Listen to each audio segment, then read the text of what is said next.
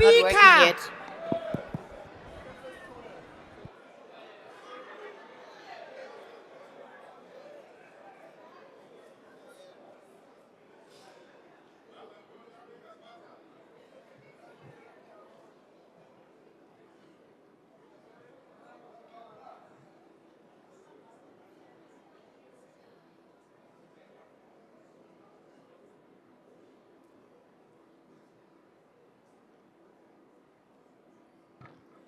There will now be a moment of silent prayer or meditation.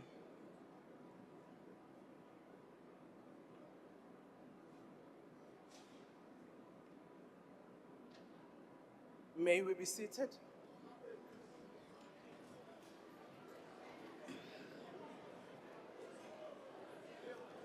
Order, honorable members.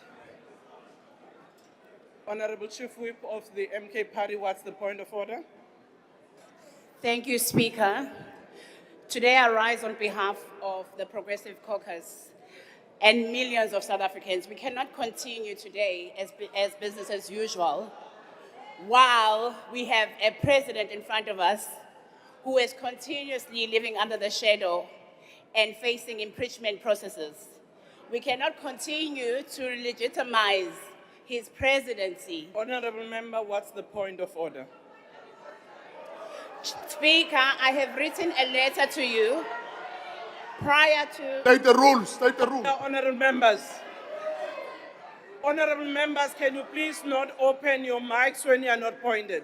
What is your point of order? Thank you, Speaker. The letter you have written to me, I've received it, and I don't think it's for the House.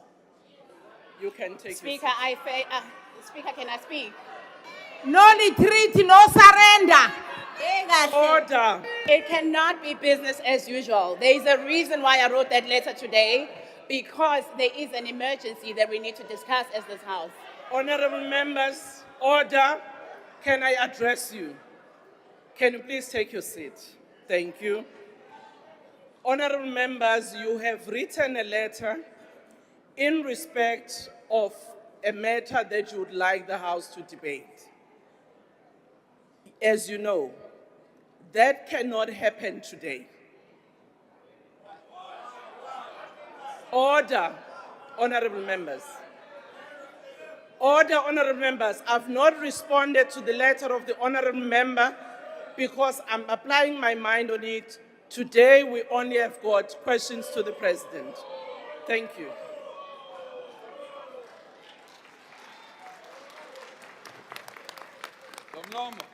Honorable Noluchungu. Thank you very much, Madam Speaker. Madam Speaker, if you look around this House, you will see that this House is mainly dominated by black faces. That is as a result of those who sacrificed the generation of 1960, the students of 1976. For that, we respect this House. Yes. We therefore cannot sit here and listen to someone who does not respect the Constitution. So I want to register that to you. Order, honorable members. Hey, bye-bye. Honorable members, can I address you? Rule 47, which talks about the sequence of proceedings. Order. Order, honorable members. I did not ask to be assisted in chairing. So can you please refrain from what you're doing? The notices and the orders of each day are discussed and agreed to in the rules, in the programming, and in the Chief Whip's Forum.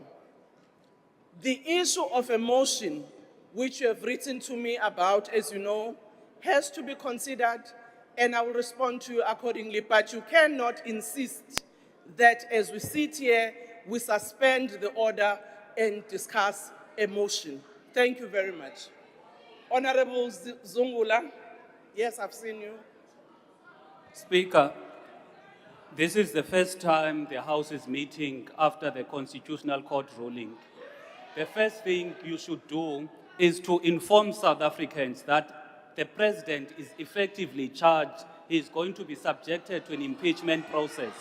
It cannot be that as the House is sitting, you do not take into confidence South Africans about this step that has never happened in our country, whereby a president is impeached. Siyakucela mama, asifuna ufane noma uNqakula uye kwi-podcast Honourable after member, this organization Can you ukulahlele please phansi. take your seat?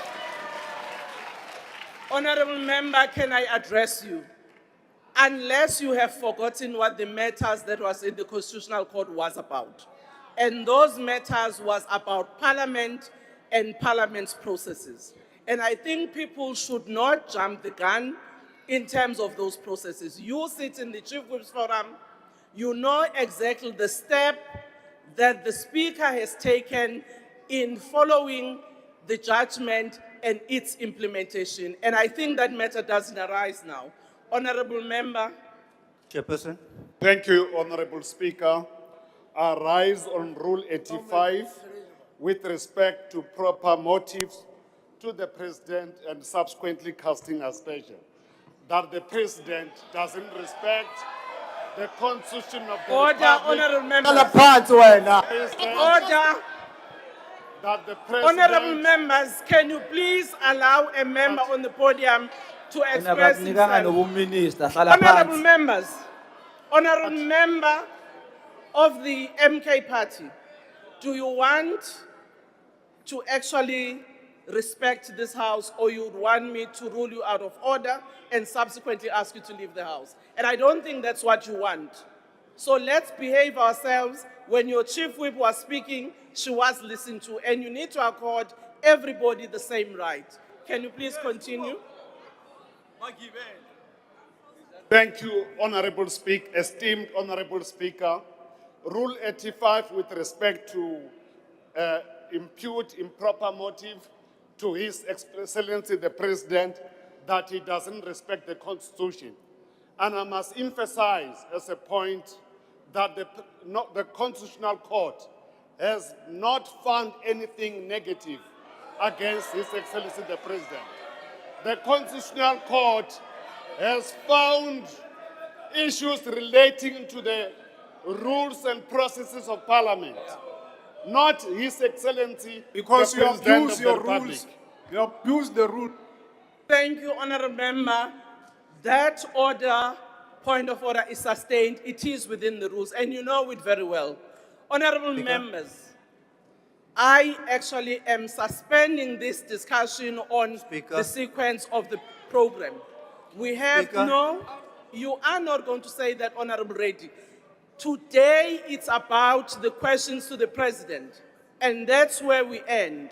Speaker. Can I ask respectively all other members who have got you? I've noted you, Honourable Mellon, and I've noted Honourable Mantashe, and I'm ruling that now we move to the questions to the President, as it is in the order paper. Thank you very much.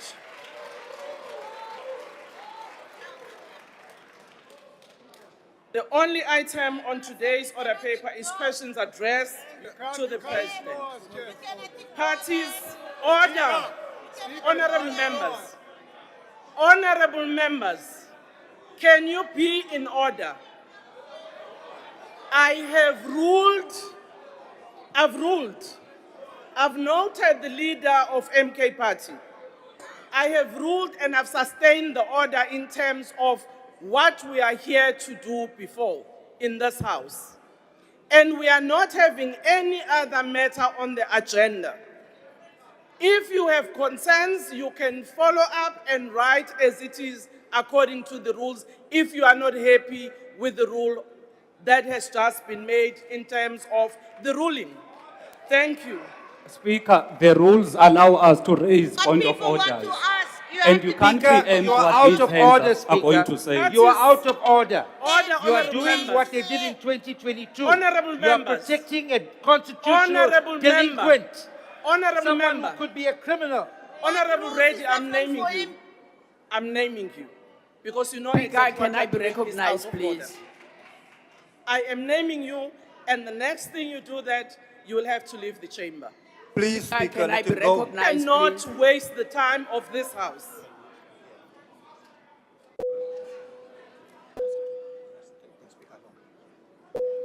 Honorable members, I have made a ruling. I have made a ruling.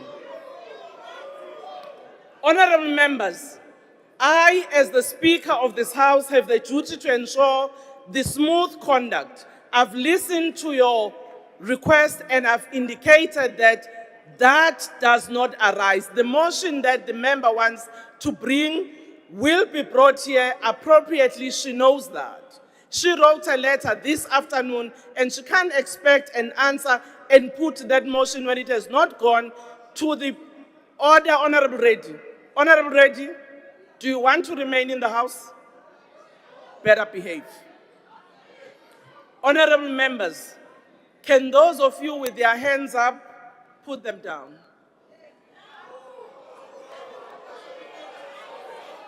No.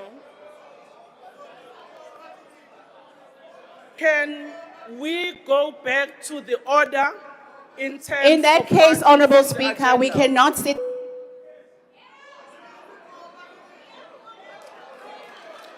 Thank you.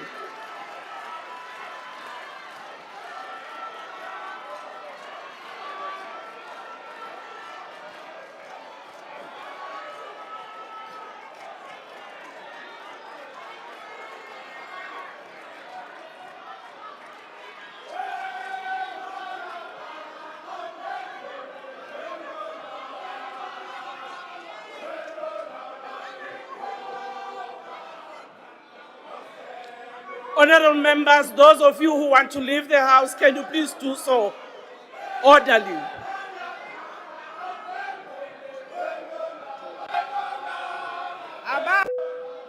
Honorable members of the MK, honorable members of the KMA, you are actually causing disorder. Can the Sergeant at Arms please assist the members to go out?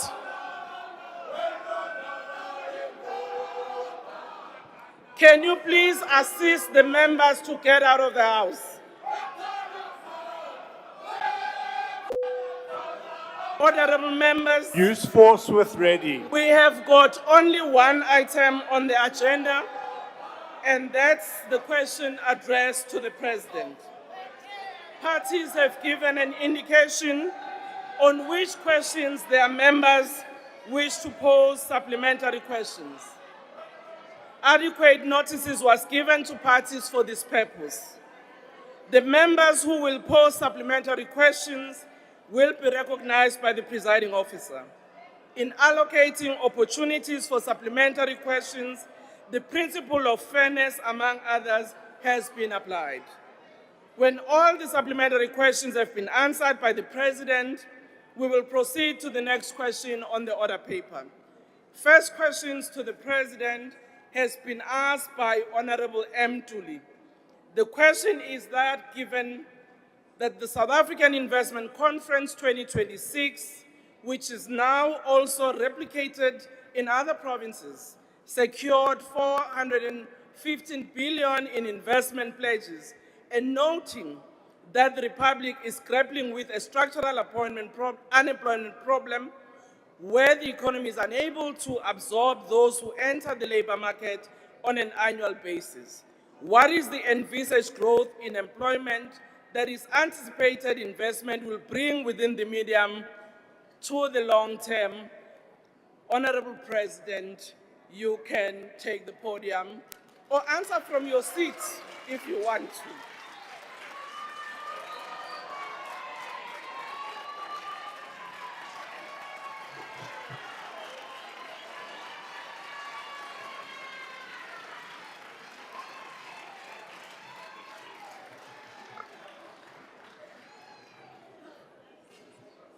Thank you, Honorable Speaker.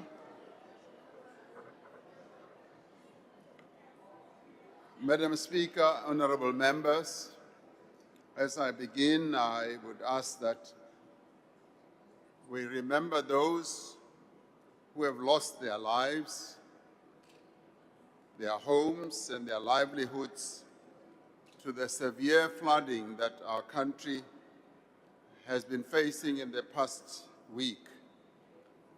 At least 10 lives have been lost and thousands of people have now been displaced. I should say that our thoughts and our prayers are with the families who are mourning their loved ones, with those who have lost their lives, all that they had, and with the owners of businesses that have also been destroyed. We pay our respects to those who have lost their lives. We also want to pay tribute to the first responders who are emergency rescue teams, the disaster relief personnel in the affected provinces. We offer those who have come to the fore to assist those who have been affected by these disasters. We offer our nation's gratitude to the authorities and to relief organizations and to many community-based structures who are on the ground and various individuals. Would like to thank you for all you have been doing to assist those who have been affected. And to every South African who has stepped in to help, we say, Enkosi, Bayadanki, Siyabonga, Realeboka. Thank you. And we should say that we stand with those who've been affected. We've seen how our various elected officials and officials have been going to the areas that have been struck by these disasters. And we thank them, the mayors, the MECs, and the premiers who have taken the trouble to go to all these places. Madam Speaker, to the question of the South African Investment Conference and its contribution to job creation. The 6th South African Investment Conference that we held in March secured a total of 890 billion rand in investment commitments. This is the very first time that any of our investment conferences have clocked up a huge number like this. Around 415 billion of that total came from private sector companies, and the remainder came from our development finance institutions, as well as multilateral development banks. Of the 81 confirmed private sector investments, 53 companies submitted employment declarations at the time of signing.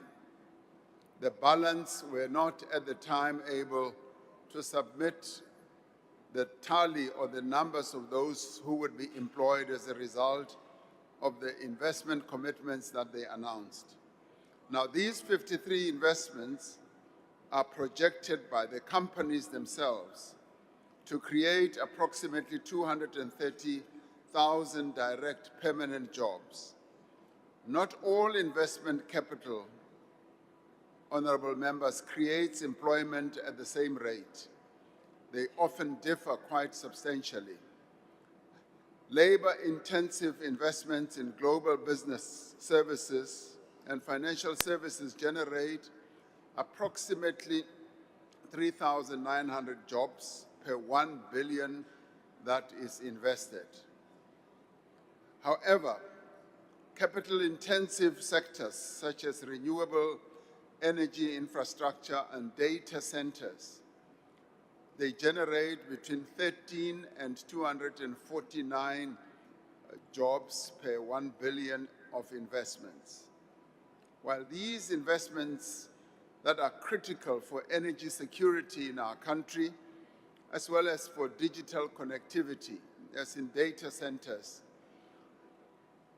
and hence economic growth, they do not create as many jobs as directly, or the jobs that we would want to see. However, they do lead to enhancing our energy security as well as connectivity. A number of the largest commitments included those from Sasol, MTN, Vodacom, Coca-Cola, and a number of others. And they involve their own expansions on existing operations. And these investments sustain existing jobs and incrementally grow the operations of those companies.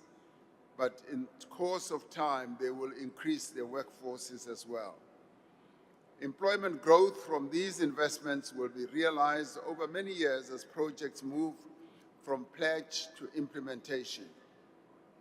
And the pledges are often as a result of decisions that are taken by their board of directors, and their management then start planning the processes for putting down the investments. All 81 investments are being tracked quarterly by our offices, particularly through the Invest SA office, and investments facing implementation blockages are referred for active resolution with escalation to the various ministers concerned. Declared employment figures will be verified against actual hiring outcomes as investments mature, and an annual implementation report will be tabled accordingly. The structural unemployment is rooted in a number of reasons or factors: mismatch of skills, special economic concentration, slow economic growth of the informal sector and the private sector, the structure of the economy which is given rise to by the concentration also acts as a barrier to creating broader employment. These are challenges that obviously require systemic policy response beyond investment attraction alone. South Africa's conference is one instrument to create jobs within a government-wide strategy. However, there are many other investments that happen outside of the confines of the conferences that we hold. This strategy that we have includes our massive infrastructure investment, the revitalized industrial policy, and the overhaul of our skills development system, which will help us to remove also the barriers to small business and also the completion of the reforms of our network industries. This year's conference has encouraged us to increase our ambition, to raise the target to 3 trillion rand in new investments over the 5-year period. Through the progress that we are making in our drive for inclusive growth, as well as job creation, Madam Speaker, I am confident that we will reach the target that we have set, and we will continue showing more and more economic growth in our economy. I thank you. Thank you, Honorable President. The first supplementary question will be from Honorable Ntuli. Thank you very much. Good afternoon, Madam Speaker. Good afternoon to the President and all honorable members. Thank you very much, Mr. President, for that comprehensive answer, which is quite helpful. Now, Mr. President, where I would like you to further clarify on this matter is that as the first conference that was in 2018, the investment pledges were within the range of about 290 billion. And at the time, the level of unemployment was at the level slightly below where we are today. Now, there's a good confidence in terms of business investment with more money being pledged to be injected into the economy. And unfortunately, that image is at a time where the level of unemployment is also soaring up. We would like the President to explain to the South Africans how should they retain a strong confidence in these initiatives in the light of the fact that the levels of unemployment are increasing. And also, President, to also comment as to whether or not, in your opinion, aren't we confronted by a situation where some of the companies are making commitments that are beyond what they are able to deliver within the time at which they are committing? Thank you. Thank you, Honorable President. Honorable Speaker, well, starting with the last part of your conference, obviously, when companies make commitments, they are expressing their hopes and their ambitions. And those hopes and ambitions should be respected because these are independent and voluntary companies that are planning for the growth of their businesses. And in the main, we often find that much as at times there are delays in putting down those investments, they do live up to the hopes and the objectives that they have set for themselves. Sometimes the delays have to do with the regulatory environment, and sometimes there's some force majeure. But in the end, the majority of companies that make commitments were found do live up to those, and sometimes it does take a little longer. Obviously, our economy is facing enormous challenges and difficulties. And some of those challenges and difficulties have also been given rise to by the slow turn in economic growth, maybe globally. Usually, a number of high-growing countries have been growing at 5, 6, 7%. They are now much lower.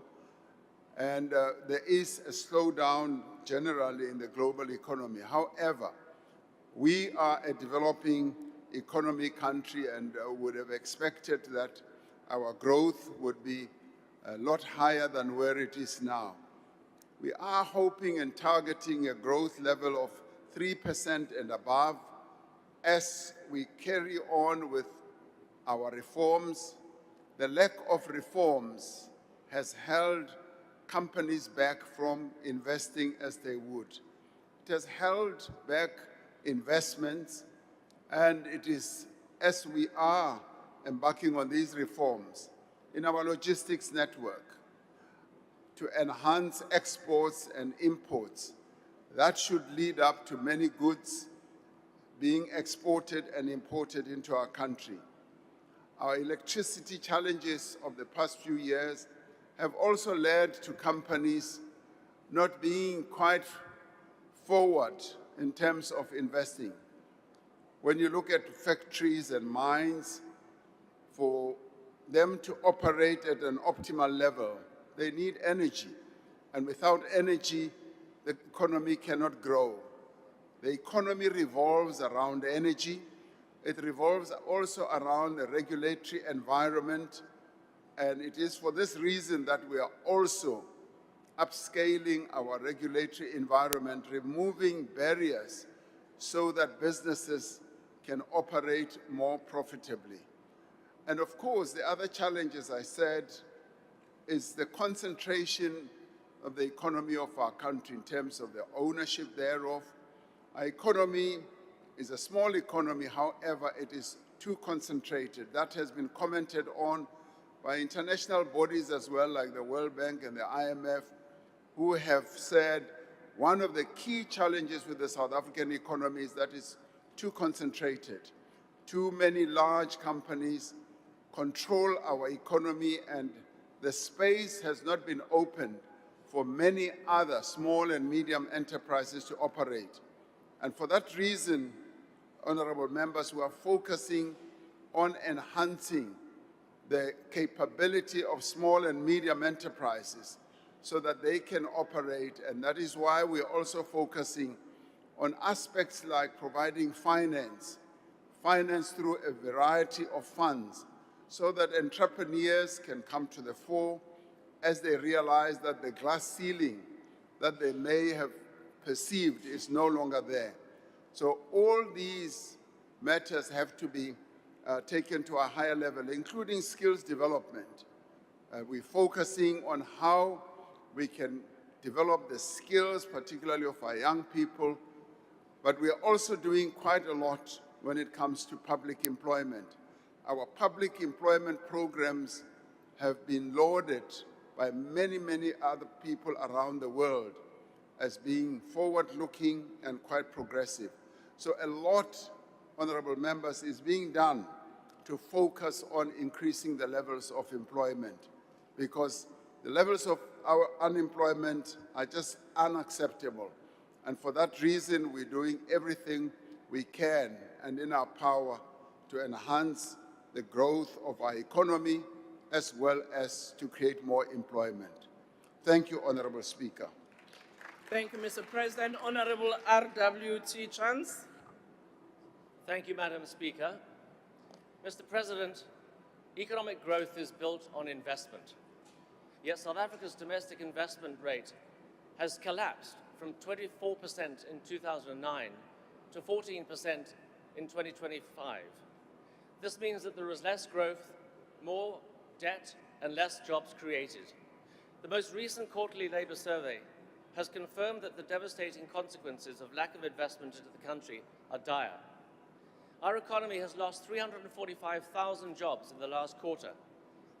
Not mere job opportunities, not temporary jobs or training schemes, but real, tangible jobs. These are outcomes of bad ANC policies, such as triple BEE, bailing out failed SOEs, and cadre deployment, amongst others.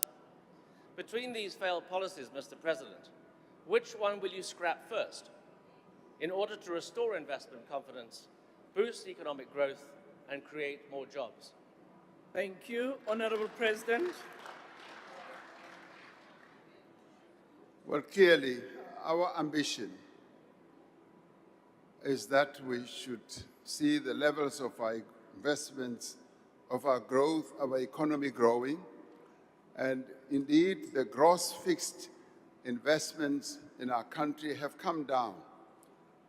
And it's largely been, and not only, largely been the public sector that has not ramped up the investments as they should. But to answer that challenge, we are and we have committed 1 trillion rand, the very first time in the history of our country, that we commit 1 trillion rand for infrastructure investment. It's never happened. And we have focused on investing in infrastructure. As I've often said, infrastructure is the flywheel that turns the economy around, because from that flows a whole number of other benefits that can be reaped as other businesses then hang on to infrastructure projects and create more and more jobs. I'd like to address this issue that is always thrown about BEE being an impediment to the growth of our economy. It is false, it is lies, and it is just a slogan. It has become a slogan. An honorable member, I'd like to give you just one example, just one sector, and that sector is mining. Pre-1994, and having been an organizer of mine workers, I should know. Pre-1994, the mining industry in our country was just controlled by 6 mega companies. They held all the mineral rights in South Africa, and they were tending to hold them in perpetuity. One of them actually once said, once we are given mineral rights, they become our rights forever, and they are like biltong, dried up biltong. We just cut what we want, eat it, and put it away. But when the democratic government changed the law and nationalized all the mineral rights in our country, it opened up space for black people to get into mining. Today, many black people are now in the mining industry. They are mining manganese, which they were not able even to get into. They are mining coal. They only participated in coal as workers. They are mining gold. They only were gold miners and not owners. Today, that industry has got more black entrepreneurs. Black mining companies, some of them are the biggest. For instance, Siriti, which is a coal mining company, is owned by black people. And how can anyone say that has impeded the growth of our economy? That company and many others, Harmony and others, they are expanding their operations. They are expanding the skill base in their companies. Where white people only did certain jobs, they've opened up. More and more black engineers are being employed at management level, and they are running those companies effectively. And more jobs are being created. So if people come with this fallacy that BEE is an impediment to the growth of the economy, go to the mining industry and see what this democratic government has done. It has changed the landscape of the mining industry, and black people are participating to full effect. I've often said, the apartheid era was so bad for our country because it only kept opportunities for a few people. Now, only 6 companies control the mining industry. Today, we've got tens and tens of black-owned companies operating in that industry, which has opened up space and making South Africa normal, rather than just making South Africa a country where only a few can participate. And I think those who say it's a holdback for economic growth should hang their heads in shame, because if they say so, it means that they wanted white people only to continue controlling the economy of our country. That cannot be, and that cannot be allowed. And we are not going to allow that. We are opening up space for black people to participate in the economy, and they have demonstrated. I mean, Siriti company alone is committing 6 billion rand building renewable energy in the Mpumalanga and the Limpopo area. What do you call that? It is growth, and it is being driven by those who have now been empowered. Thank you very much, Honorable Speaker. Thank you, President. The next supplementary question comes from Dr. M.A. Maimane. Kia leboga, Speaker. Mr. President, the Quota Labor Force result survey indicates that 300,000 South Africans have joined the ranks of the unemployed. I'm glad you chose a sector like mining, Mr. President, which is the 9th contributor to our GDP. I want to pick the 4th largest, which is manufacturing. Morocco last year surpassed South Africa as the highest motor vehicle maker in Africa. So you are going out, Mr. President, and raising capital. But I would argue you are being failed by your Minister of Employment. Because in truth, if we lose VW in Kabeja, it is going to Morocco, which means we'll lose the whole town and we'll lose jobs. So, Mr. President, I want to ask you, are you willing, and I'm willing to work with you on this, introduce reforms that will introduce EVs into our market so that we can ramp up manufacturing, if you are willing to also get rid of the Minister of Employment so that we can free up our economy, so that the investment you raise, Mr. President, can contribute to job creation in our nation. Our young people are losing their future. Honorable Member, your time Mr. is President. Let's act. Thank you very much. Thank you, Mr. President. Thank you, Honorable Speaker. The low levels of employment in our country are a challenge to all of us, to government, to communities, to companies as well as, I would say, to the leadership of this country. And political leaders are also part of that leadership. And the causes of unemployment are numerous. They have to do with a whole number of issues which I have touched on. And the skill base in our country has to be upgraded to enable young people to be employable and to be able to be well trained in the various disciplines that companies need to run their operations. Manufacturing in our country has been sliding down. A number of factories have been closing. We admit that. And the industrial policy process that we are involved in, which will soon be released by the Minister of Trade, Industry and Competition, is aimed at ensuring that we generate more growth in our economic activity, particularly in manufacturing. Agriculture is also showing growth. Mining, as we now open up for exploration, more and more exploration, and as we now have a new system of issuing licenses, which will enable those who want to mine to have easier access and quicker access to mine the ore reserves. And as we get rid of the regulatory processes through either the licensing or the permitting system, we will be able to open the arteries of our economy so that those who want to do business can find greater opportunity to continue doing business. We are focused on that. Minister of Employment and Labor is focused also on her job.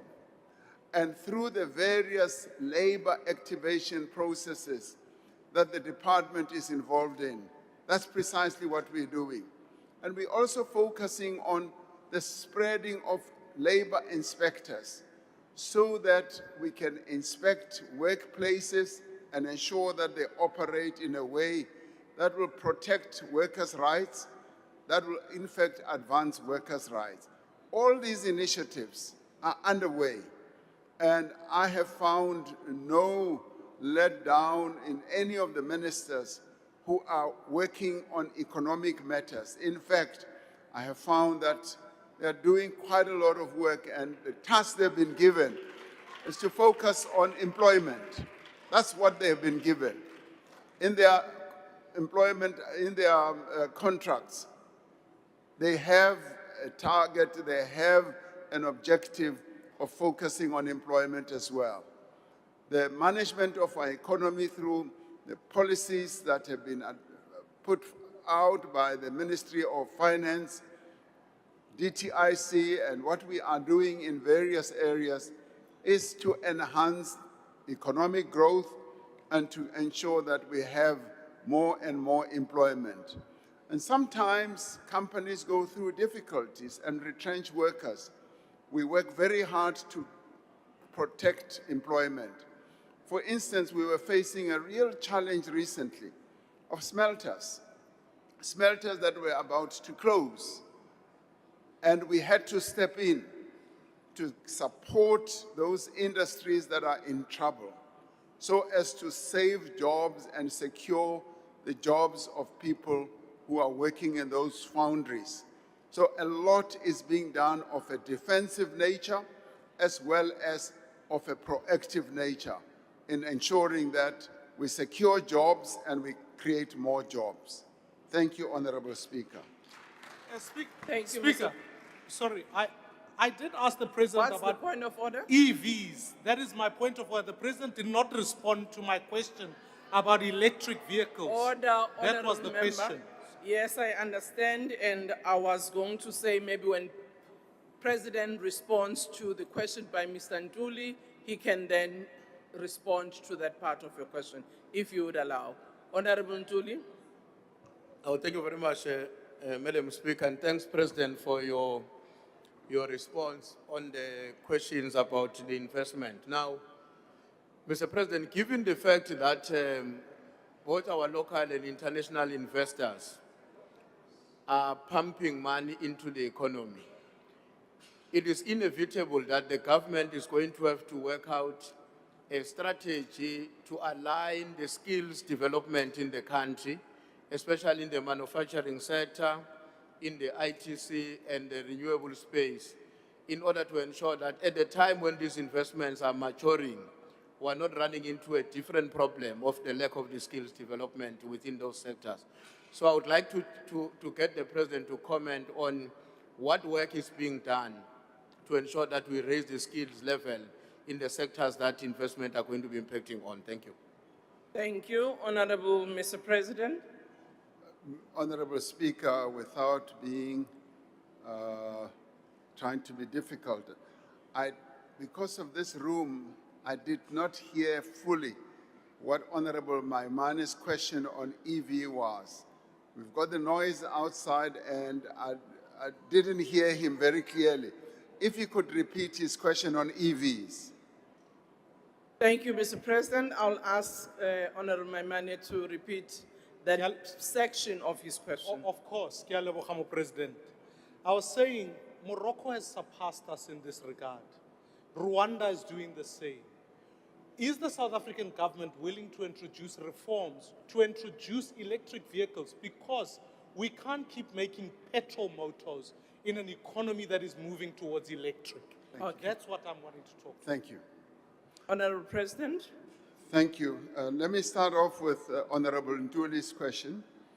Yes, the development and enhancement of the skills of all workers, including just young people, is something that is prominent in our minds, and that is why I have been talking about ensuring that we have a dual system, a system where young people are able to be brought into the world of work, are trained on the job, but are also trained academically in various institutions. Countries that have done so, like Germany and like Switzerland that I visited last year, have demonstrated that when you have a dual system, you are able to increase levels of employment. As young people come into the world of work, they are assured of getting employment.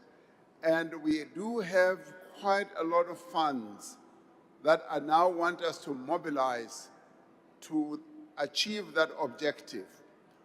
We've had for quite a long time, yes, our SETAs, and we have said now we are going to review our SETA system. Our current SETA system does not fully ensure that a dual system actually is put in place. Now, with a review of our SETA system, we should be able to have a dual system right from the beginning of the training of young people. Academically, they should be paired with actual live jobs, so that when they finish their academic training, they are then able to know that they are going to get a job. We practice this with the YES program, which I've reported about. The YES program, which started years ago, was precisely that type of initiative between government and the private sector, which brings in young people into the world of work, skills them and prepares them for employment.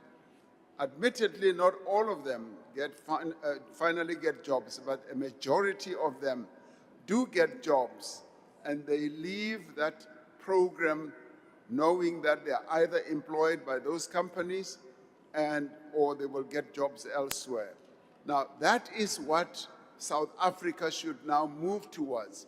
And that is why, Madam Speaker, I'd like to see more and more for our private sector companies participating in a very positive and revolutionary way to skill our country.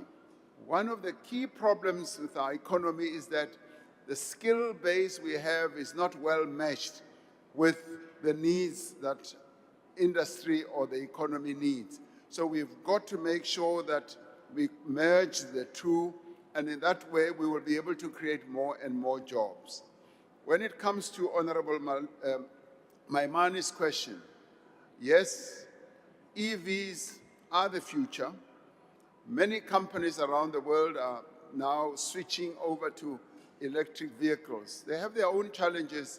We are finalizing the full program on EVs, and the Department of Trade, Industry and Competition is finalizing all that, and we should be able to issue that out so that the car manufacturers can come to the fore. Many car manufacturers, and I've been to some of them in China, for instance, want to speed up their own production processes of electric vehicles. And a number of them have even said they will lay out the charging system throughout the country so that South Africa should, in many ways, or in some ways, migrate to EV. Admittedly, not every car will be EV driven, but a number of cars will be. So we are a most developed industrial base on the continent, and for us it's an easy process. We will be able to take to this quite easily and quite quickly. Thank you, Honorable Speaker. Thank you very much, Honorable President. We now move to the second question by Honorable Ms. J.S. Peterson. The Madam question...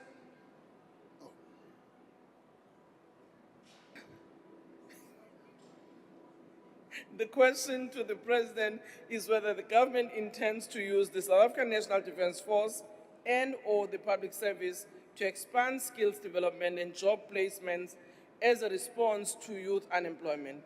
If not, what is the position in this regard?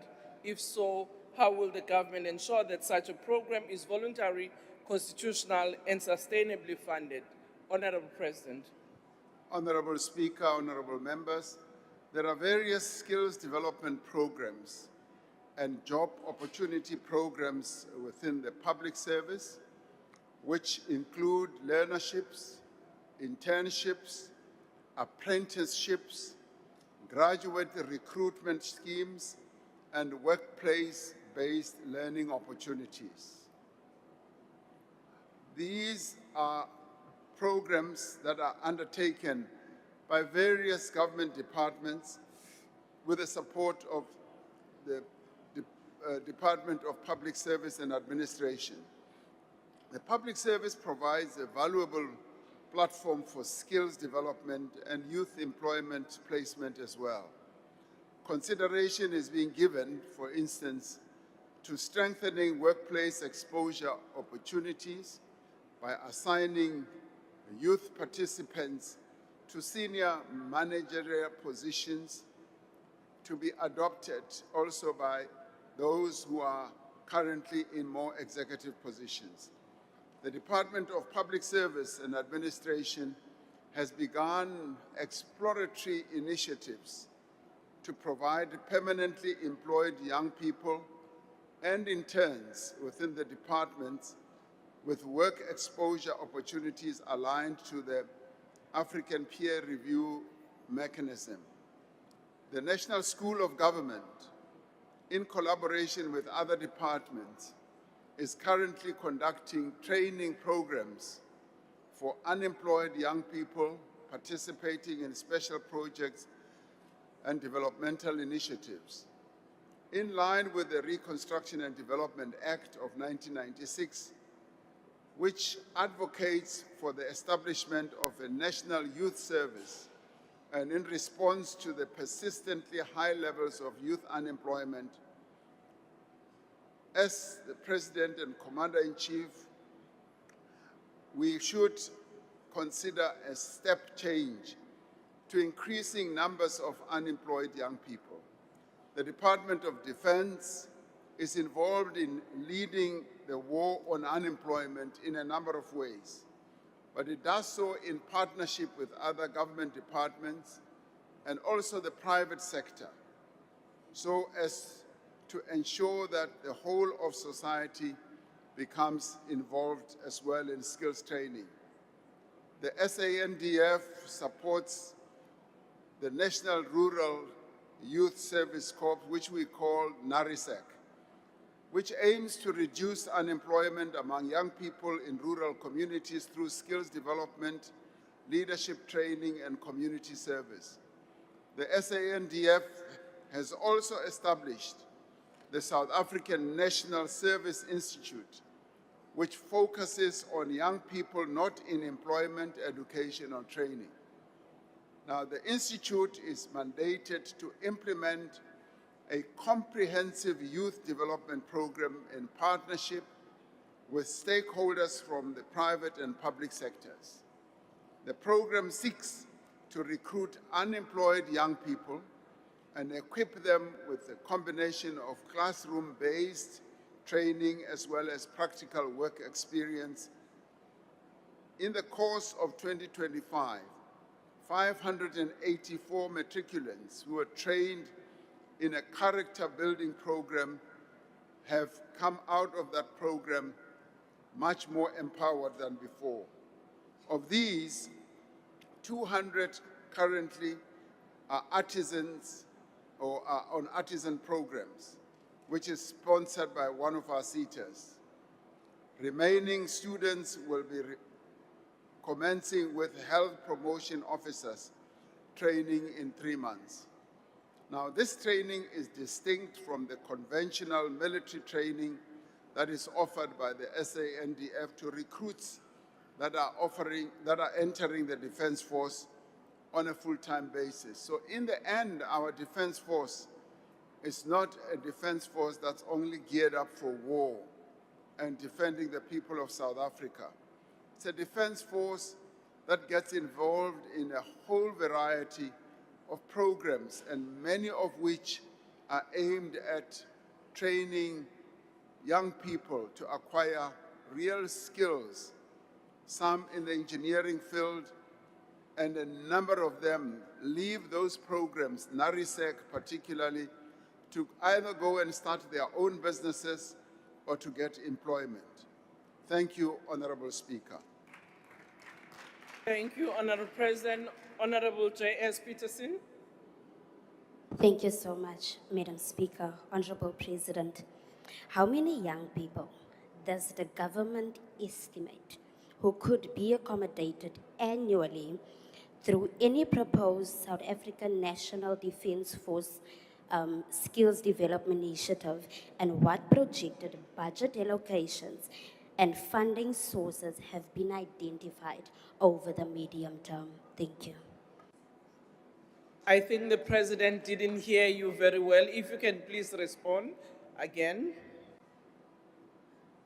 Honorable the President, how many young people does the government estimate who could be accommodated annually through any proposed South African National Defence Force skills development initiatives, and what projected budget allocations and funding sources have been identified over the medium term? Thank you. Mr. President. Yes, I think I heard some aspects of that question. I seem to hear whether I know and have the number of people who've been brought into the program and what was the budget spent been in training all those young people.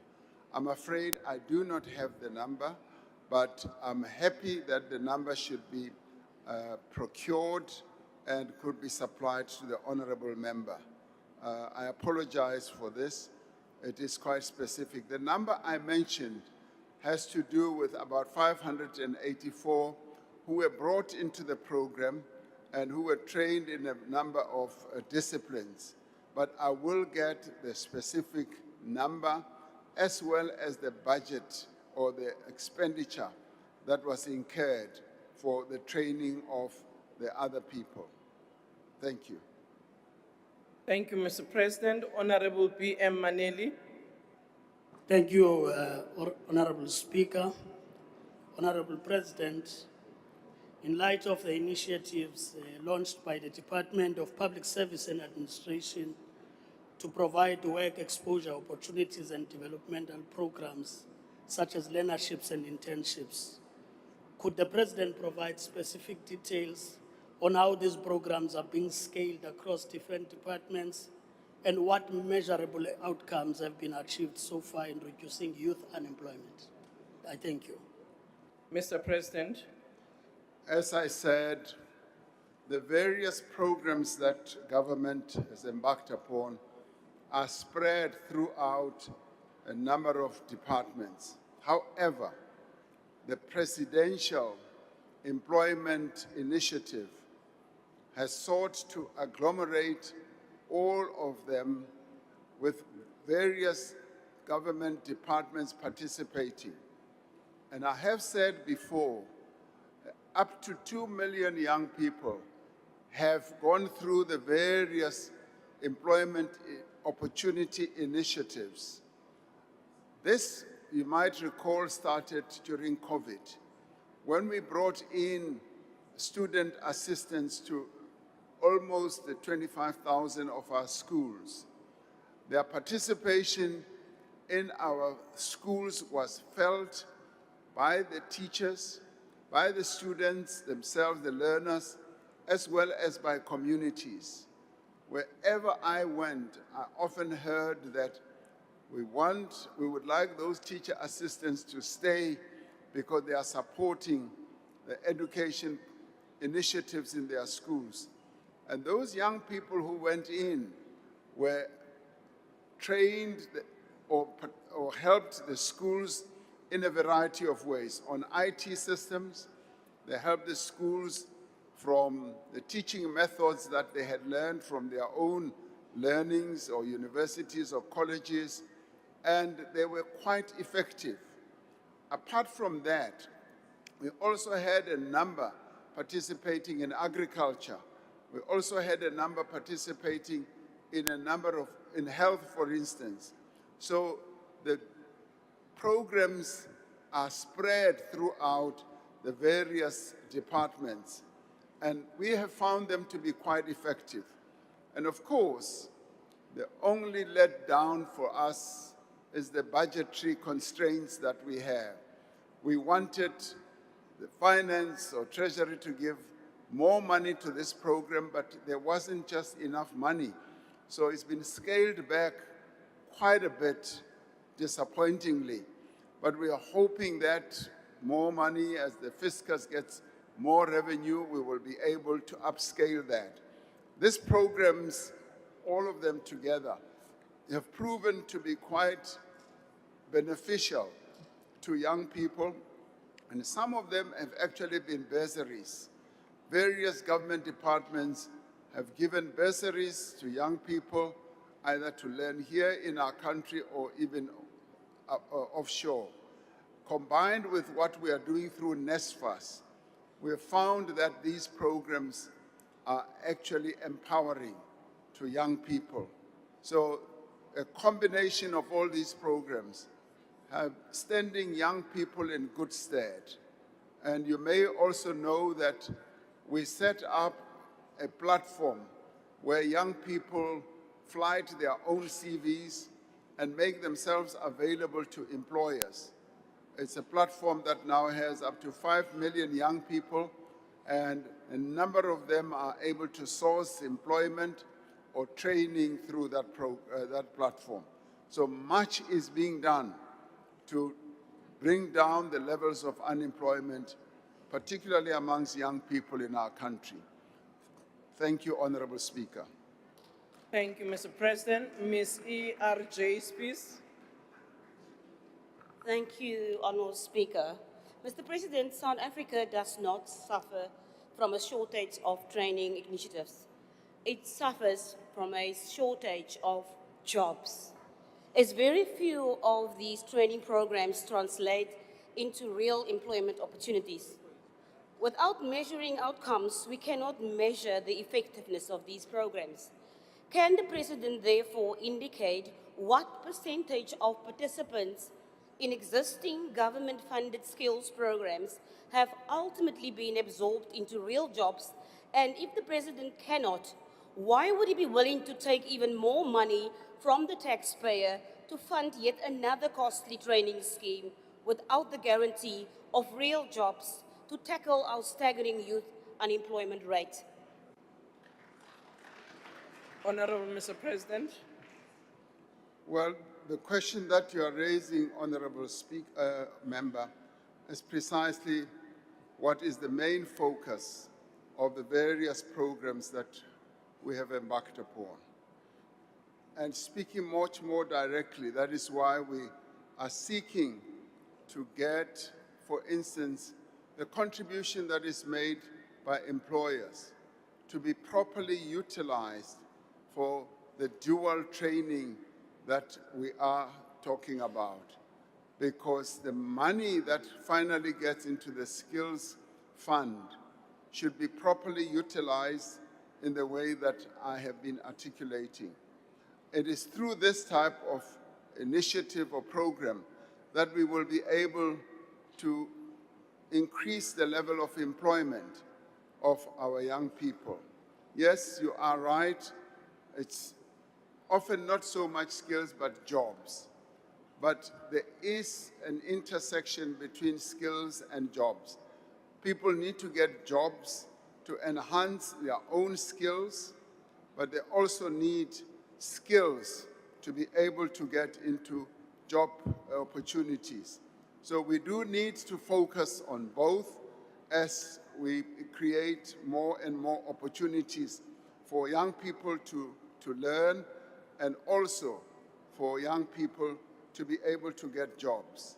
So we see the dual system as being the best that we can embark upon.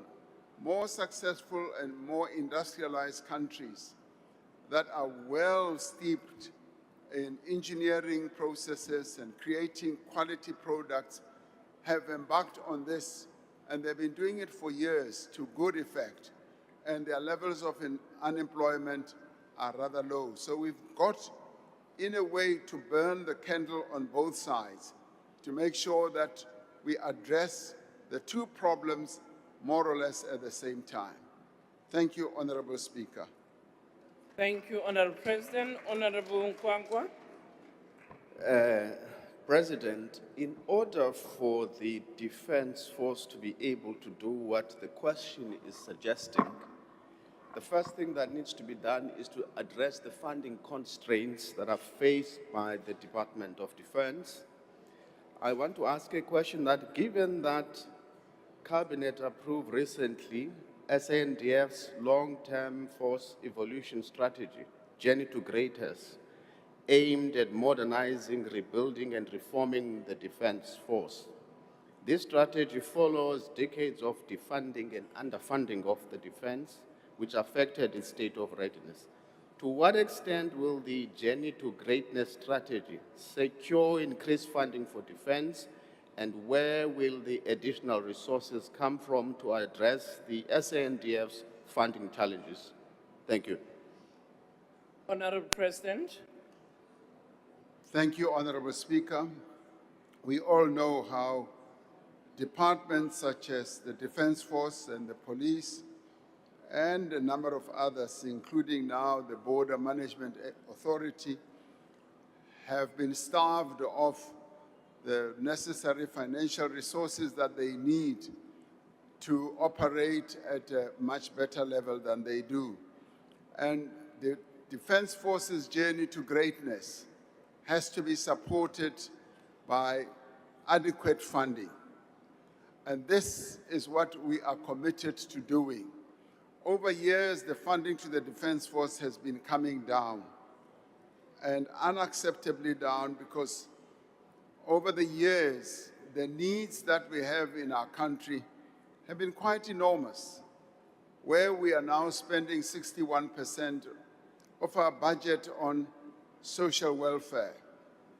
And in getting to that point, the Defense Force has been starved of the resources that it needs. And we are now turning that around. In the end, it is the people of South Africa who, through the revenue that is raised from them, will need to fund the Defense Force, will need to fund through their taxes the Defense Force. It is the national security of our country that needs to be secured. So moving to that point of greatness once again is going to require full commitment on government side to deploy more financial resources for the Defense Force. What I can say is that the commitment is firm from myself as the Commander-in-Chief of our Defense Force, of our armed forces. The commitment is firm from Cabinet, and we are going to make sure that the Defense Force is no longer starved of the resources that it needs. So we will, moving forward with our various budgets, be allocating more and more money to the Defense Force. Of course, I know you would like me to stand here and masquerade as a Minister of Finance. I cannot do so. That will be done in the budgets that are forthcoming from the Treasury Department. So I can say, watch this space. We are going to be allocating more money to the Defense Force. Thank you, Honorable President. Honorable J.S. Peterson. Thank you so much, Madam Speaker. Honorable President, is there any intention to prioritize specific provinces or categories of unemployed youth in the implementation of any such programs? If so, what criteria will be used to ensure fairness, transparency, and equitable access, especially in underserved communities? Thank you. Can I ask you to come on the front row mic? I'm sorry. I don't think President was able to pick up your last follow-up. I think it's even more to speak into the mic like I am doing. Even when seated, it should do. Madam Speaker. Speaker? You can Honorable go ahead. President. Yes, Honorable Chief Whip of PA. Thank you, Honorable Speaker. Sorry to do this. My apologies. I have, while I'm sitting here, sent a message to Honorable Peterson to say she must use a campaign voice because I know her outside of this house. Honorable Thank you. Member, Chief Whip, don't take it from Honorable Peterson. She will do exactly what she needs to do. Thank you, Madam Speaker. I think the President should have just said he can't see me. Honorable President, is there any intention to prioritize specific provinces or categories of unemployed youth in the implementation of any such programs? If so, what will be the criteria to ensure fairness, transparency, and equitable access, especially in underserved communities? Thank you. Thank you, Honorable President. Yeah.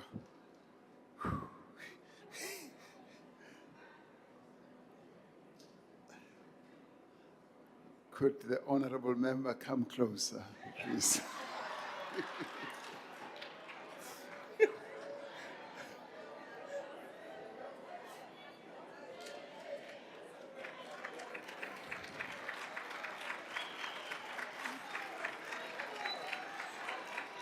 Order, honorable members.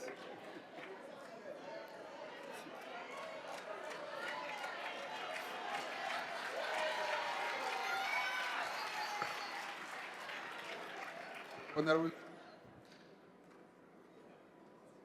You can the go ahead, President. Honorable Peterson. Is there any intention to prioritize specific provinces or categories of unemployed youth in the implementation of any such programs? If so, what criteria will be used to ensure fairness, transparency, and equitable access, especially in underserved communities? Thank you. Thank you. I rise on a point of order. What is the point of order? Honorable, Mr. President, you can take a seat. Honorable Speaker, as the Chief Whip of the Patriotic Alliance, Yes. I've said campaign voice, not below talk voice. That is not a point of order, Honorable Mallam.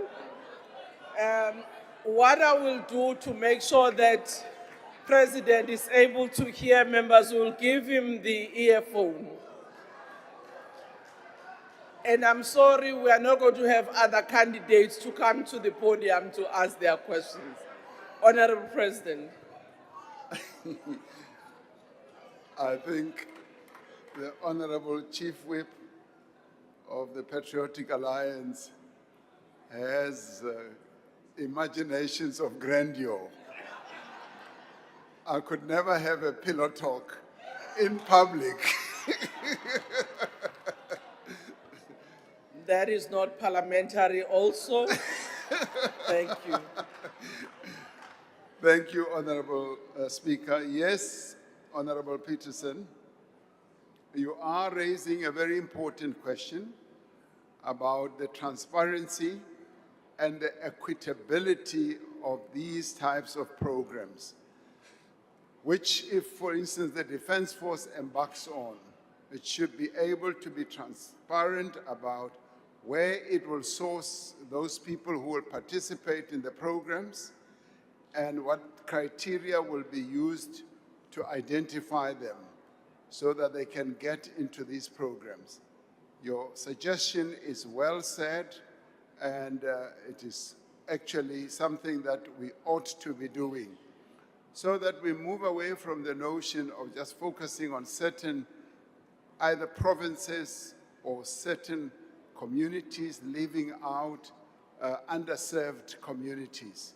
It's something that we will pass on to our various departments so that they are able to reach out even as they source people or young people to participate in these types of programs. And I know the impact that it would have if the sourcing of those young people will even extend to the deep rural communities of our country, the communities that hardly get much opportunities. So I take to heart to your suggestion, and I'm rather pleased that you came up to the podium because I could now hear you much clearly. Thank you very much. Apart from seeing you, of course, it was a joy to see you. Thank you very much, Honorable President. Our next question, question 9, is from Honorable Jim Michalakis. Honorable Michalakis, I would like to congratulate you for having been elected now the leader of the Democratic Alliance in Parliament.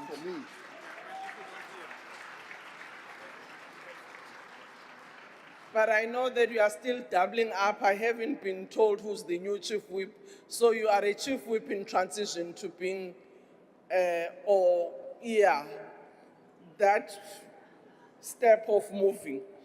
So the question, Mr. President, is whether he has found that the rollout of Operation Prosper has succeeded in meeting its objective thus far. If not, what is the position in this regard? If so, what are the relevant details? Mr. President. Thank you, Honorable Speaker.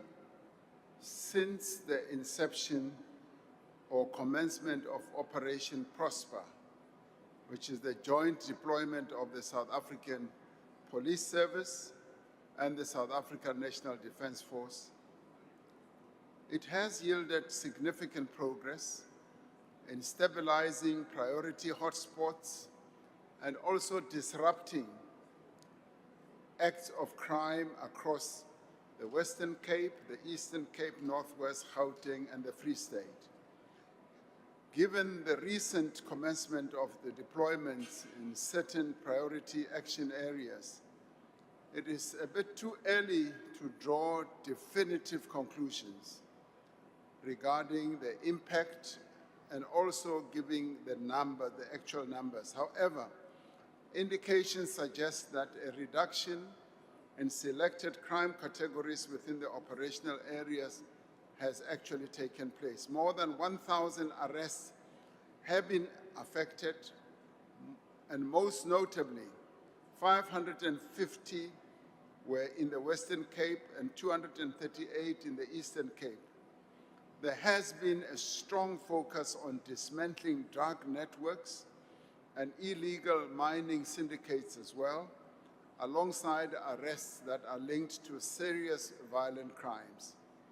Now, operational intensity has been sustained in all this through the execution of over 38,000 coordinated actions, including roadblocks and targeted tracing operations, resulting in the seizure of 18 firearms, 792 rounds of ammunition, and 186 explosives.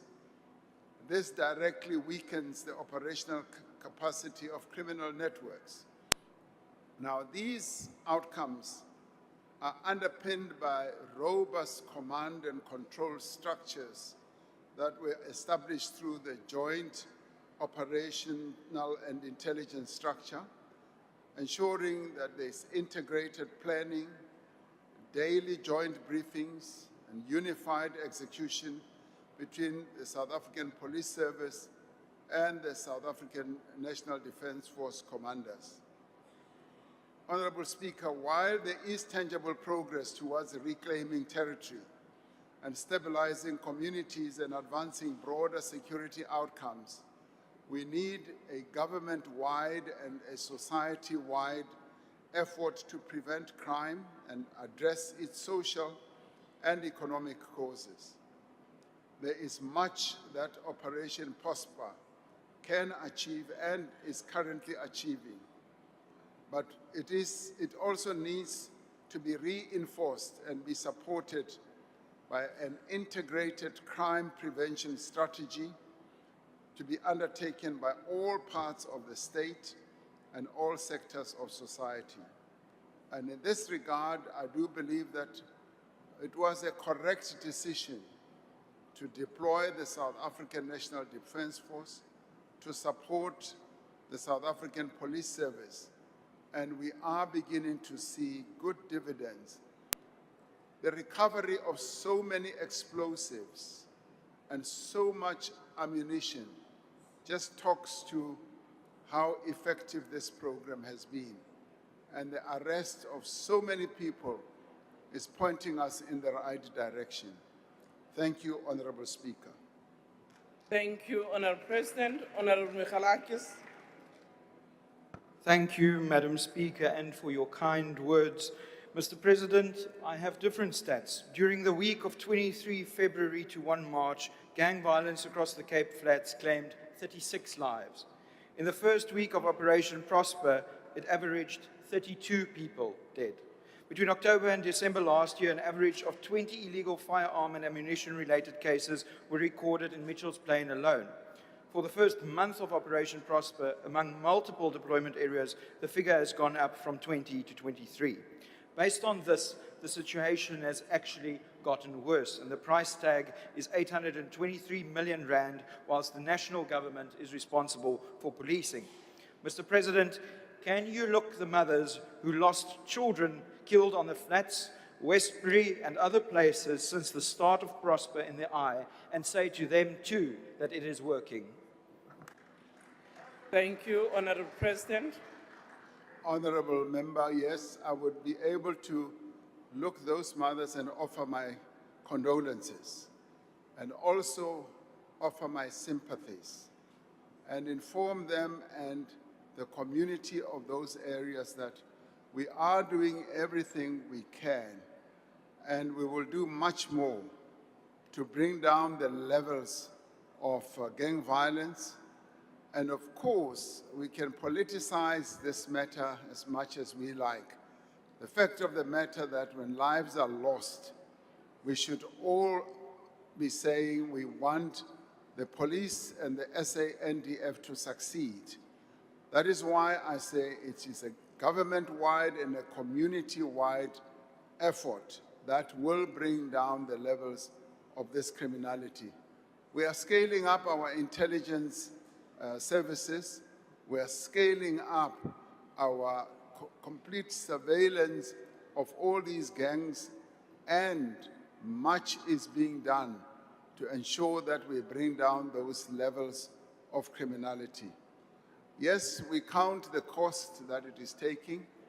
The cost is about the deployment of those people.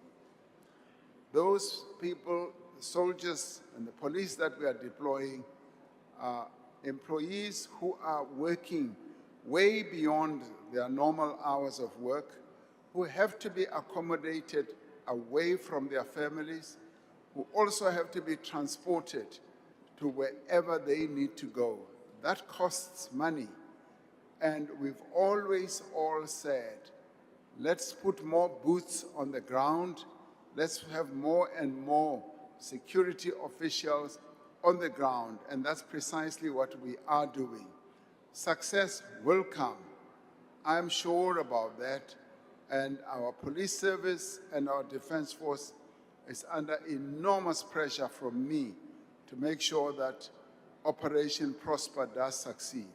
So I'm looking forward to much better news going forward, rather than, yes, the bad news that you are giving me. Work with us, work with the police, and let's see how best we can bring those levels down. Thank you, Honorable Speaker. Thank you, Honorable President. Honorable WM3.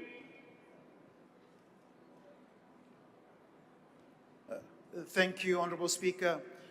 Mr. President, the ACDP welcomed the SANDF's deployment in support of SAPS to fight organized crime and gangsterism plaguing our communities, trusting that this deployment would result in safer communities.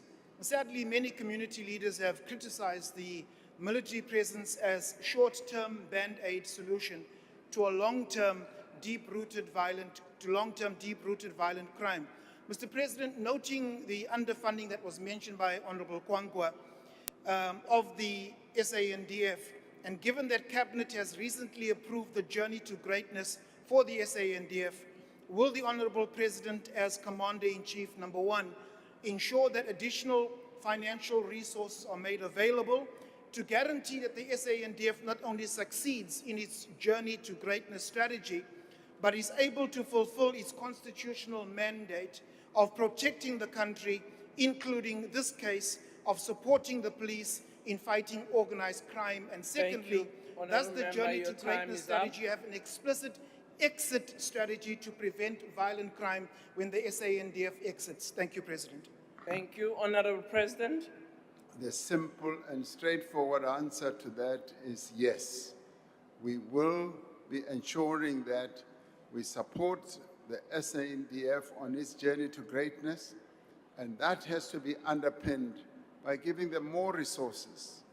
And we continue to support the South African Police Service to strengthen them, to enhance their capability, so that when the time approved by Parliament for them to be deployed in that area, when it comes to an end or when it's scaled down, they are able, as the South African Police Service, to work with the communities much more effectively, with our community policing forums, with everyone in the community, to ensure that we are able to rid of organized crime and crime activities or gang activities in those areas.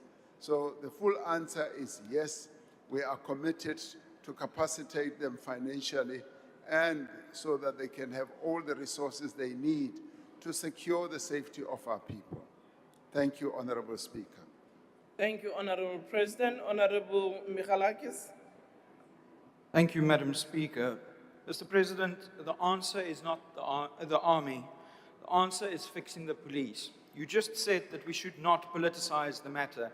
So my question to you, Mr. President, is if local and provincial governments, such as here in the Western Cape, are willing to help save lives, do you agree that your government should give them more powers to do so? Honorable President. Our police have powers to fight crime.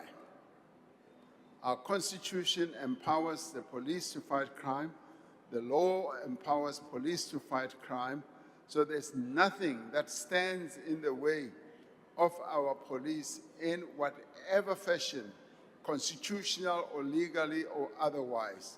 Their command system empowers them to fight crime. And all that we need to do is to strengthen the capacity of the police, not only at national level, at provincial level, at local level. Every police station in the country must be empowered to ensure that it is able to either stop criminality, work with community policing forums, and investigate acts of criminality. That's what the police are there for. We can never have a situation where we tie the hands of the police behind their backs. That can never be. So the police are empowered. It's a false notion to think that the police in particular areas do not have the power. Every police official has the power to ensure that we fight criminality. Thank you, Honorable Speaker. Thank you, President. We now move to question number 10, asked by Honorable Van Staden to the President. The question is, in view of the serious allegations made against a certain person in his cabinet name and details furnished, which raise urgent questions about accountability, what are the reasons that he has not acted decisively, suspending and or removing the person from cabinet, whether he commits to act decisively in this regard? If not, why not? If so, what are the relevant details? Honorable President. Honorable Speaker, on the basis of various reports in the media, as well as representations in Parliament, I requested the then Minister of Social Development to furnish me with a report on all these matters. I had a discussion with the Minister and gave her an opportunity to set out her case. Now, having considered all these submissions by the Minister and mindful of the conduct expected of members of the Executive, I have decided to remove the Minister from the position of Minister of Social Development in terms of Section 91(2) of the Constitution. Now, an announcement to this effect was made by my office earlier today, and in her stead, I've appointed an acting minister. Minister Chikunga will act while I give further consideration to what should happen in that portfolio. Thank you, Honorable Speaker. Thank you, Mr. President. Honorable Van Staden. Thank you, Madam Speaker. Mr. President, the Freedom Front Plus welcomes your decision to release the Minister of Social Development from her duties, and this shows that public pressure, as well as pressure from political parties like ourselves, bear fruit at the end of the day. My question, however, to you, Mr. President, is will you table the findings or reports that inform your decision to remove the Minister before Parliament, and if not, why not? I thank you. Honorable President. The President is never required to disclose the reasons why they appoint or disappoint, in other words, remove any member of the Executive. And I intend to stick by that convention and practice. Thank you, Honorable Speaker. Thank you. Mr. President, Honorable T.P. Munyai. Esteemed Honorable Speaker, esteemed His Excellency, the Honorable President's authority or the prerogative is to appoint, retain, suspend, or dismiss members of the Executive as prescribed by Section 91, subsection 2 of the Constitution of the Republic of 1996, which vests such powers within the constitutional discretion of His Excellency, the Honorable President. Whilst we are mindful of the doctrine of the separation of powers, without each branch not allowed to intrude or overreach on the other branch of the state. What has His Excellency, the Honorable President, would have done to maintain and restore public confidence Your in the time is integrity up, of the executive Honorable Member. in this regard? Already, His Excellency, you already answered to this question. I thank you, Honorable Speaker. Honorable President. I believe the honorable member concedes that the question has been answered. Thank you, Honorable Speaker. Thank you, Mr. President. Honorable N.K. Sharif. Mr. President, we commend you taking action against the now former Minister Tolashe. Scandals like these compromise public trust in the executive, and South Africans are the ones who ultimately pay the price. By agreeing with the leader of the Democratic Alliance and firing Sisisi Tolashe, you have taken decisive action in cleaning up cabinet. But, Mr. President, we need to keep this momentum going. We cannot have ministers suspended indefinitely, drawing salaries from taxpayers' money while they sit at home and do nothing, undermining the integrity of national government. We trust that you will keep this momentum going and now turn your attention to firing Minister Mkhunu. With Ms. Tolashe out of cabinet, Mr. President, will you finally act and amend the Executive Ethics Code to ban ministers from accepting luxury gifts, particularly from foreign governments? Thank you, Honorable Member.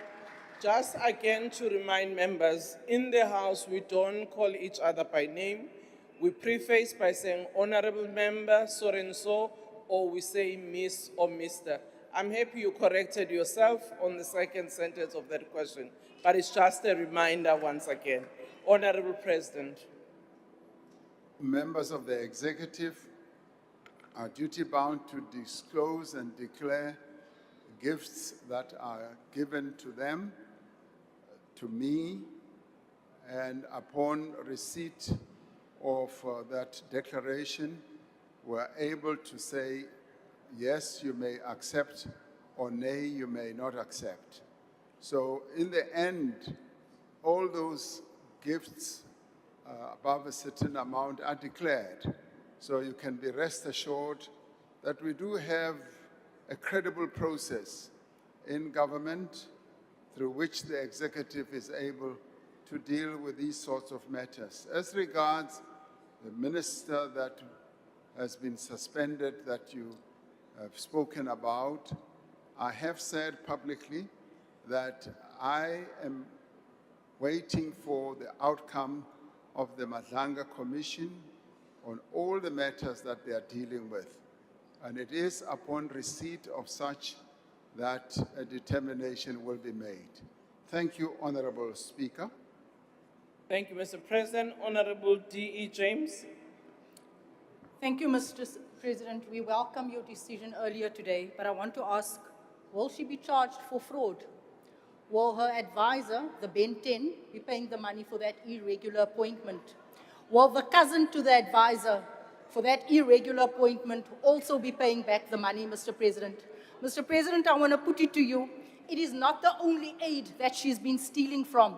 I brought more receipts for you. She's been doing this since her time as a deputy minister. I have a sworn affidavit as well as bank statements. Will the minister be doing the right thing to pay back all these aids that she's been stealing from? Mr. President, what is your response to that? I thank you. Honorable James, I've noted some of the language that you've used, and some of the matters, as you know, you'll have to bring a substantive motion to the House. You may have an affidavit, but for it to serve in the House for debate, you'll have to bring a substantive motion. And secondly, I think languages of Ben 10, I'm not sure that they can be used in this Parliament. Honorable President. Thank you, Honorable Speaker. I think that some matters are better articulated not through anger, I think the message descends rather well when it is so. However, I should say all processes and matters related to this whole incident are being worked through by the Public Service Administration.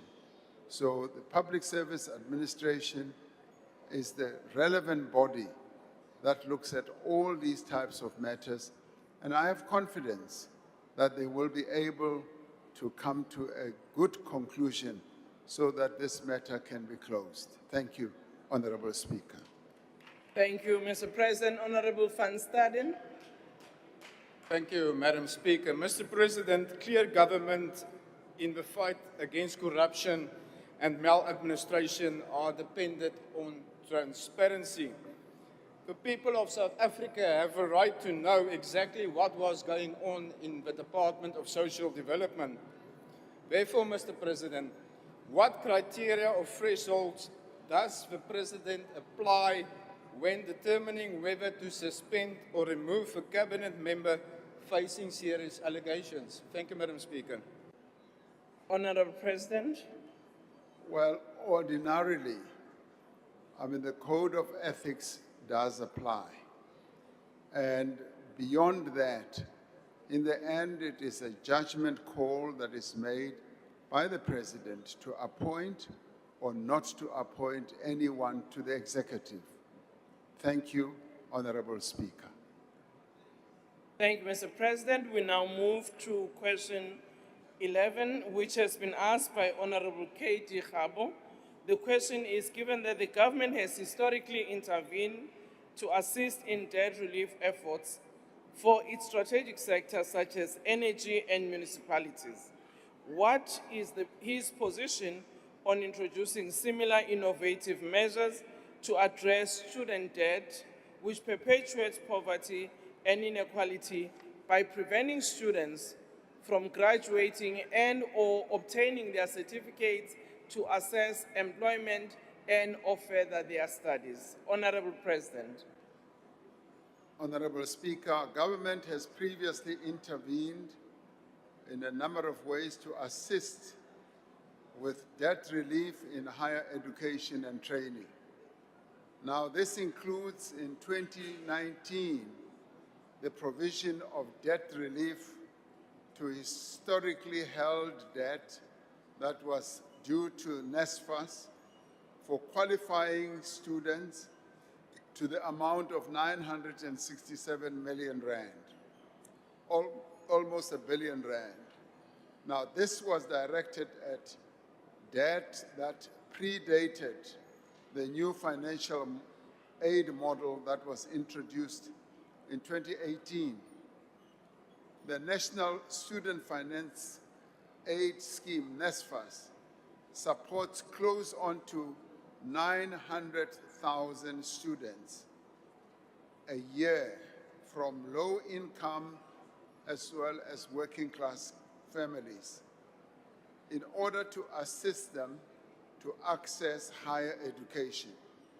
Now, students supported by NSFAS who apply on time and meet the academic eligibility and progression requirements should graduate from institutions of higher learning with no debt. In other words, they will benefit from what you could call free university and college education. While NSFAS funding supports the majority of undergraduate students, and there are also alternative forms of support for a number of students, including various other bursaries, university-allocated funding, and commercial loans that the university sector in particular still faces growing debt, student debt. Now, this debt reaches approximately 23 billion rand in 2024. This student debt is not held by the government, but by public universities themselves. This is a concern for the financial sustainability of universities. In 2022, the Minister of Higher Education and Training reported that a ministerial task team had provided advice on the development of what we would call a comprehensive student funding model. This model would address financial aid for students who are considered to be in the so-called missing middle. This is a diverse group of self-funded students, including those who do not meet NSFA's financial eligibility criteria and those who may struggle to access other forms of funding.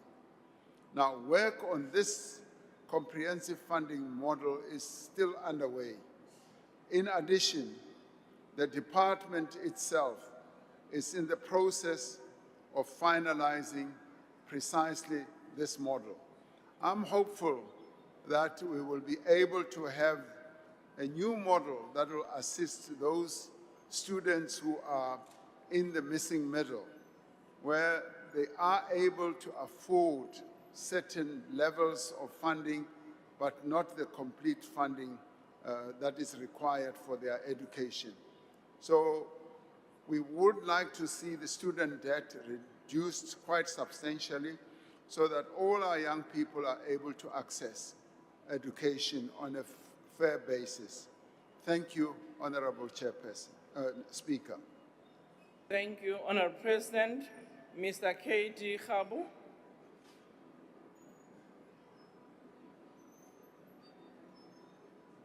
Mic is not working. Oh, thank you very much. Thank you very much also, Mr. President. We really appreciate the response and your commitment towards the realization of free quality education in South Africa.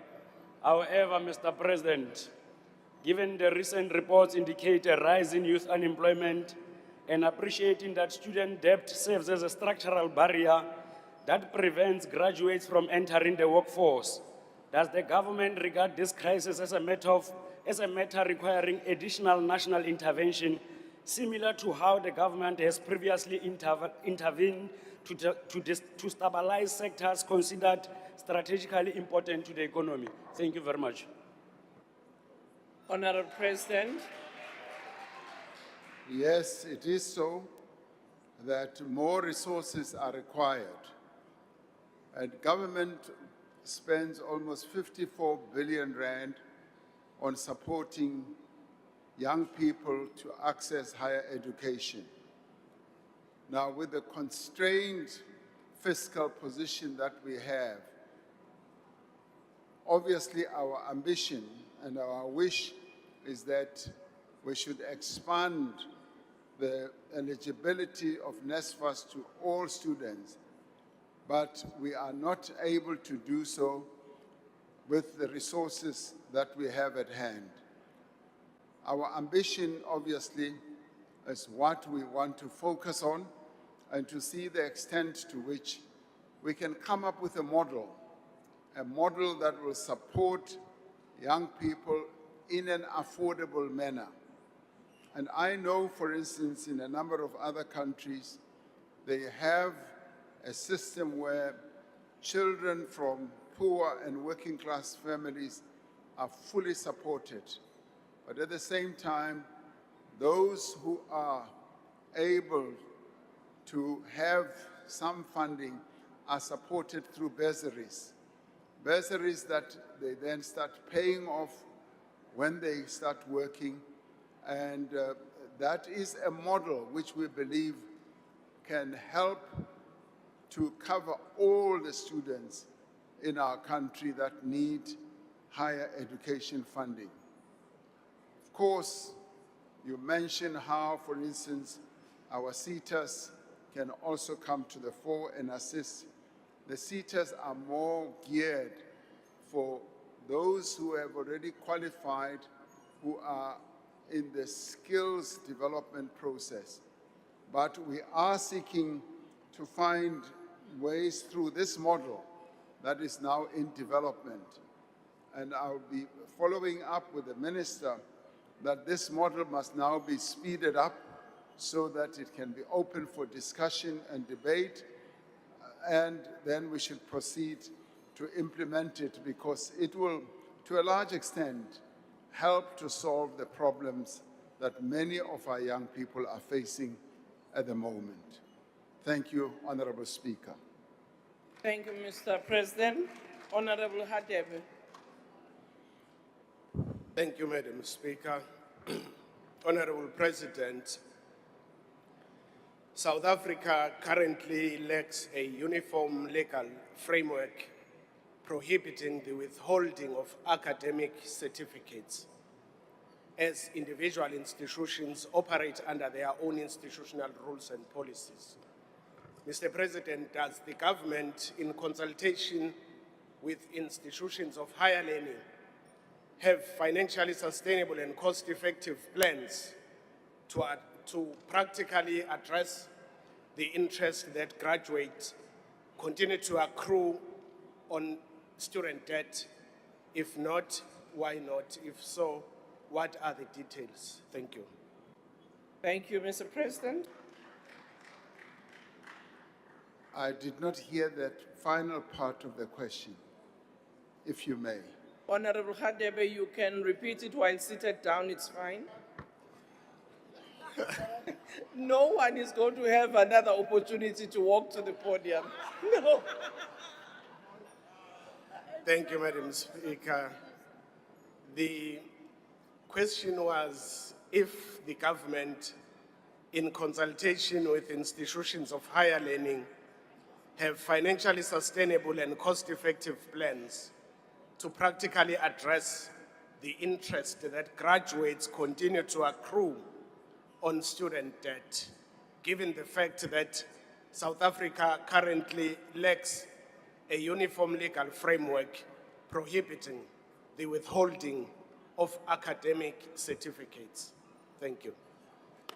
Honorable President.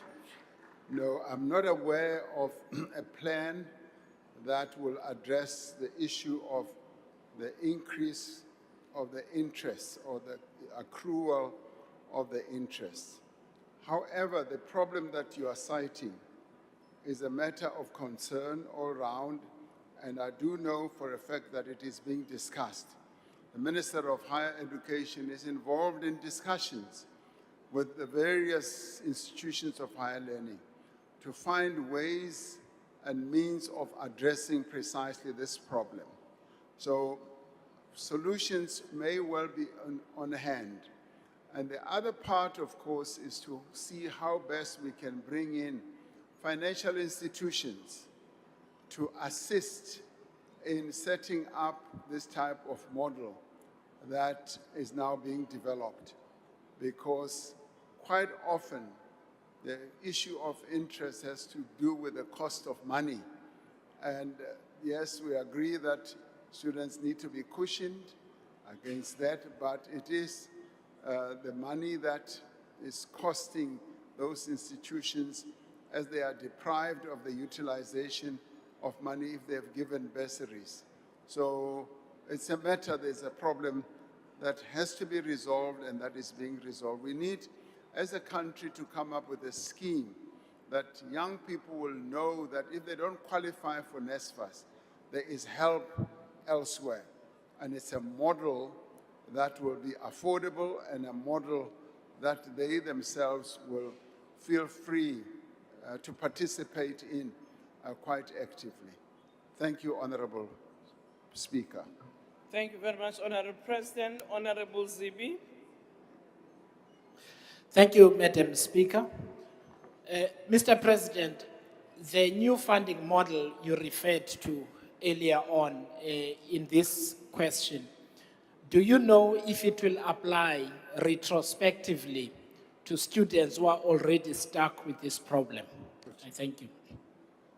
Thank you, Honorable President.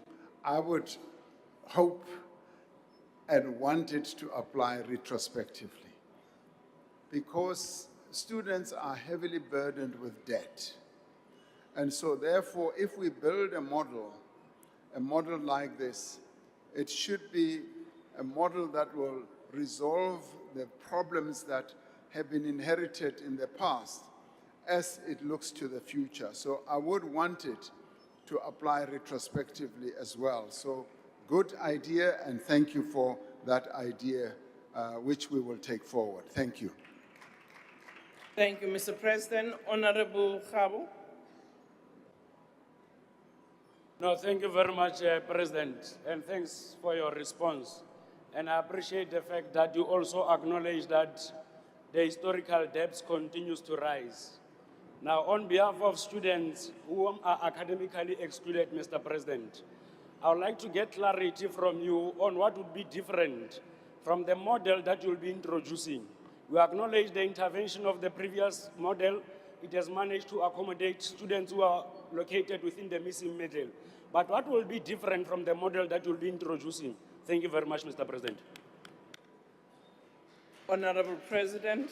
Well, I'm hoping that the model will be comprehensive.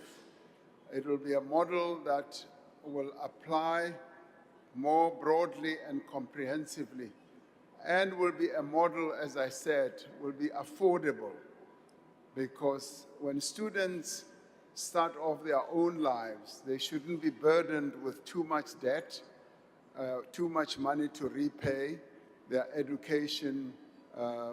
We need to have a model that will make it easier for them to start off in their lives. But the model will be put out, and we will be obviously consulting with student organizations themselves. And in developing the model, I know that they have already been engaged in some ways, and the finalization of the model will be forthcoming soon. Thank you, Honorable Speaker. Thank you, Mr. President. We now move to question number 12, which is the last question for the day. It's by Honorable SNM Kwenazondi. The question is, noting that Section 8 and 9 of South Africa's Police Service Act prescribes a mandatory board of inquiry and due process prior to the suspension or removal of a national commissioner, and that Section 86 of the Public Finance Management Act criminalizes financial misconduct only upon proof of willful or grossly negligent conduct in a court of law. On what lawful and rational basis did he bypass the preemptory procedures of the SAPS Act in favor of a so-called contextual precautionary suspension, notwithstanding that the PFMA threshold for criminal liability has not yet been judicially established?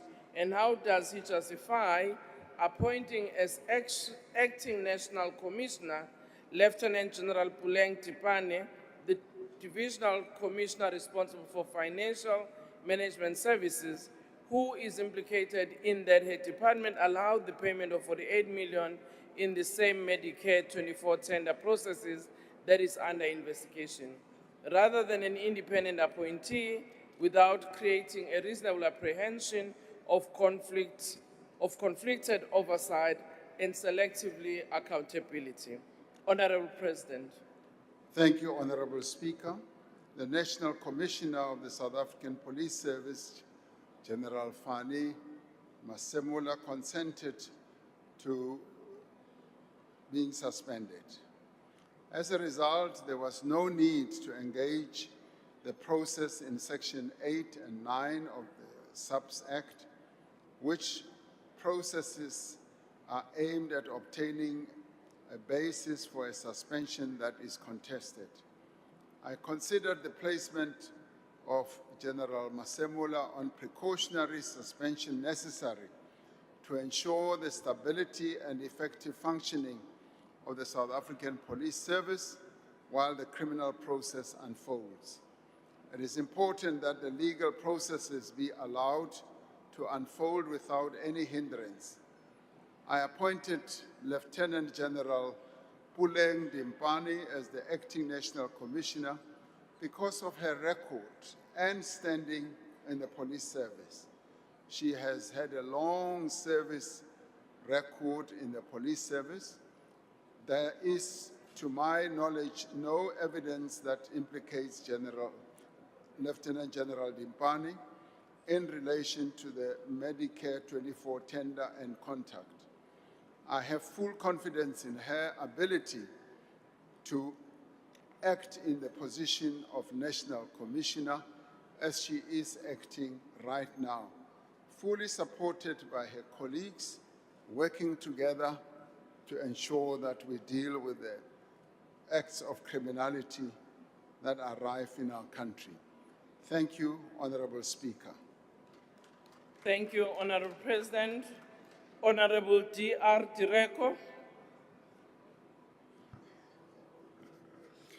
Thank you, Speaker.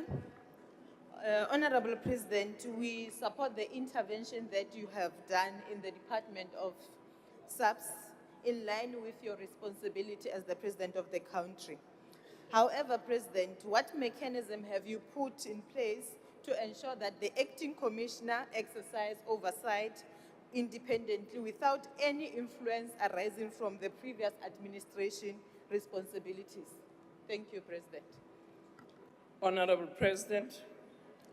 The acting commissioner is well supported by her colleagues and also well supported by the Minister of Police, Professor Kachalia, and to my knowledge and to my observation, they are all working very well together.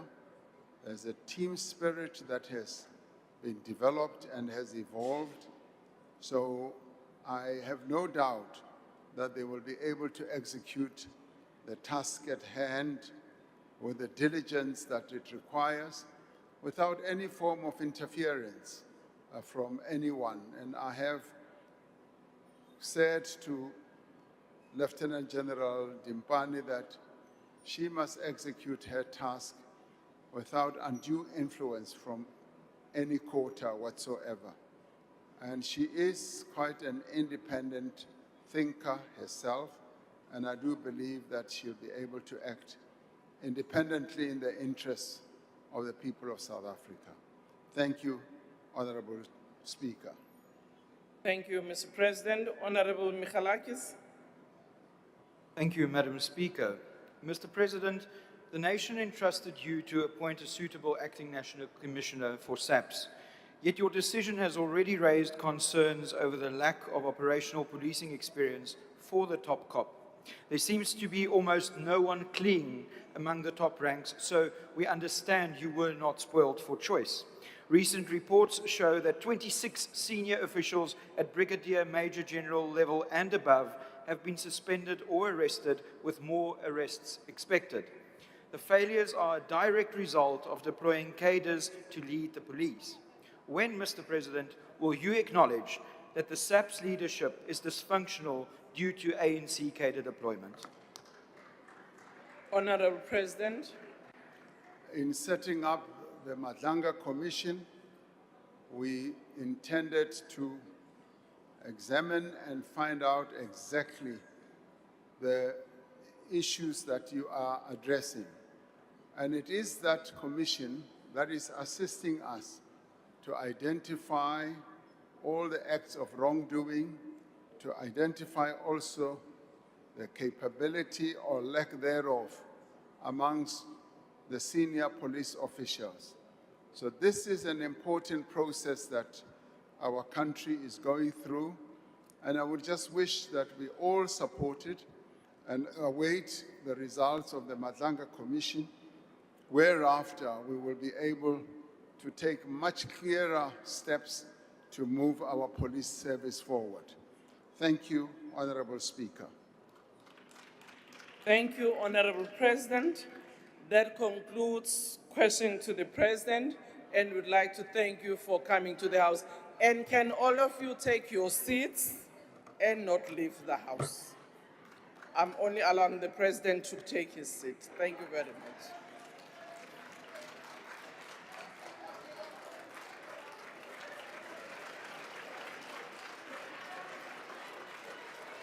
Order. Can we take our seats? Honorable members, I just want to advise that when we are in the House here, given the noises as a result of the aircons, if you are not able to hear very well, please utilize their earphones which are provided for. The privilege that was just given to Honorable Peterson is not going to be repeated. I request members to stand and await the Speaker and the maids to leave the chamber. That concludes the business for the day, and the House is adjourned.